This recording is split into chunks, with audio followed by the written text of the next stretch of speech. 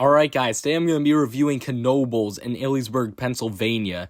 This is one of the most bizarre parks, but it's also one of my favorites, so I'll explain why in this review. So, to start off, you pull up to this place and it's in the middle of absolutely nowhere, Pennsylvania.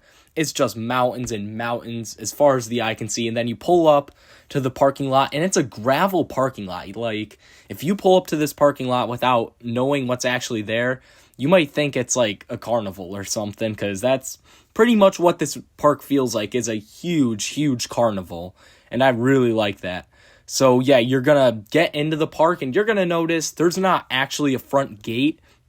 You just kind of stroll on in, and that's because there's no admission. It's pay per ride, or you can get a wristband. On the weekends, they don't offer the wristband, unless that changed, like, when I'm recording this video or something, but yeah, it's really weird how there's no, like, entry ticket, because not many parks of this scale that are known this well have that sort of system, but I really like it, because, yeah, you can just pull up and get, like, 5 rides in if you want. Obviously, I'm not going to do that, but, yeah, anyone else can. So, yeah, you pull up. The park itself, it's pretty much all gravel and dirt, which I actually like that so much more than any other park, because, you know, this park really just has a feel about it. Alright, there's no way to describe it. It's just the feeling you get when you're at Knobles. It feels like a camp resort, and it really is, because there's a bunch of campgrounds and stuff you can stay at. So I understand why it feels like that, but yeah, it just feels so family-owned, so nice to walk around. It doesn't feel like you have to rush at all, even if you kind of do. So yeah, I just love that atmosphere. Probably the best atmosphere of any park. So let's get into this ride collection, because it's smaller, especially coaster-wise, but it's still solid. So you got Phoenix at the top, which, in my opinion, it's not the greatest wooden coaster of all time, but there's also some people that claim that this thing isn't even top 100 in the world worthy, which should be illegal, because, yeah, this ride still packs in some fantastic airtime. Now, you got Twister as the second best coaster. That's definitely a drop-off from Phoenix, but you get some great laterals on that ride. Impulse is a fun Zierer kind of Gerstlauer Eurofighter knockoff. And then Flying Turns. I haven't ridden this thing since I was, like, 4. So I don't remember much of this. I'm not that qualified to talk about it. But, yeah, given my experience from Reptilian, it's a pretty fun family coaster. You know, these bobsleds, they're good rides. And then you got Black Diamond. That's a nice little fun indoor coaster. And then Cosmos Curves. Oh, my God. This is, hands down, the most aggressive kiddie coaster. This ride is just wanting to kill you the whole time, alright? Obviously, this isn't the latest and greatest coaster, but, you know, it feels more like a family thrill than a kiddie coaster. So, yeah, that's something. In terms of flat rides, this park is, like, top 3 I've experienced in terms of flat rides. You've got, of course, the Holy Flyers, and, yeah, these things are perfect. I'm really good at snapping, so yeah, this is one of the best flat rides, period, for me. You've got the Drop Tower. That's a great Larson REM one. You've got Power Surge. I've never done it because it's always been closed, but yeah, that seems like a really weird one. You've got a nice little downdraft. You've got Satellite, which is an absolute lateral machine. Some of the best laterals you'll experience, period. You've got a Rocco Plane, which, just like Flyers, I'm extremely good at just getting flip after flip on that. I got 222 in like a 3-minute cycle at Sylvan Beach. So, yeah, I love these things. You got a ton of other great flaps, like you got the Looper, which is pretty similar to Rocco Planes, but definitely not as good.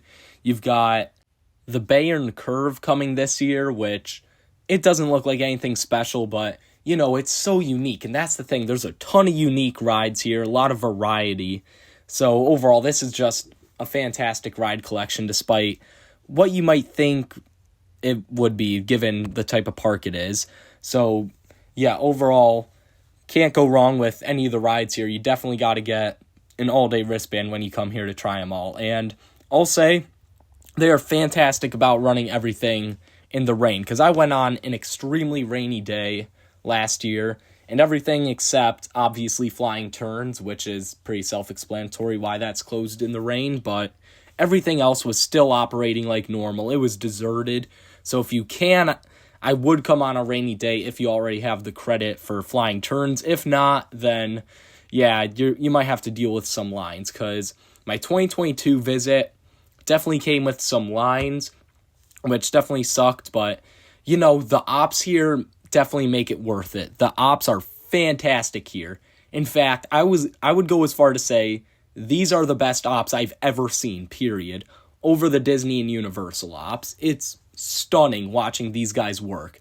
I especially want to point out the Twister and Phoenix crew. Twister especially, because Phoenix, he got buzz bars, so that's not that hard to go extremely quick on. But Twister, you got those PTC lap bars. You don't have seat belts, but still, those PTC lap bars, they're not as efficient to pull down as the buzz bars. And oh my god, they consistently can send those trains out in under 30 seconds. It is truly astonishing to watch those guys work. So yeah, props to the ops. Those are the best ops in the industry right there. Gotta give them some sort of award for that. On top of that, you of course have the famous food here. This is the best park food in my opinion. It's just, yeah, everything here is perfect. The tiger tails especially are my favorite food item at a park. So yeah, you just gotta get some sort of food when you're here at Knobles. I never eat when I'm at an amusement park, even if it's like a 12-hour day. But yeah, I always end up getting something at Knobles because it's that good. And like I said before, just being in this park, the atmosphere, there's no real theming, but you'll just come across points where you cross a bridge over the water, and it's this nice scenic overlook, and you got all the trees surrounding you. And this is still the one park that I can get lost at, because there's just so many random paths that take you somewhere, and I don't mind when, I'm like, okay, I need to get back on this path, because just everything here is so beautiful. This is such a well taken care of park, and yeah, overall, it's just perfect. The family that runs this place, I saw them at ACE's East Coaster Conference, and yeah, they're great people. So overall, this is honestly my fourth favorite park, period, over parks like Universal, Dollywood, Busch Gardens, Williamsburg, because it's just such a good time being at here. There's endless amounts of things to do, keep you entertained the whole time, and yeah, it's just such a good atmosphere. Best atmosphere of any park, for sure. So let me know what you guys think of Knobles down in the comments below. Make sure to like and subscribe, and I'll see you guys next time.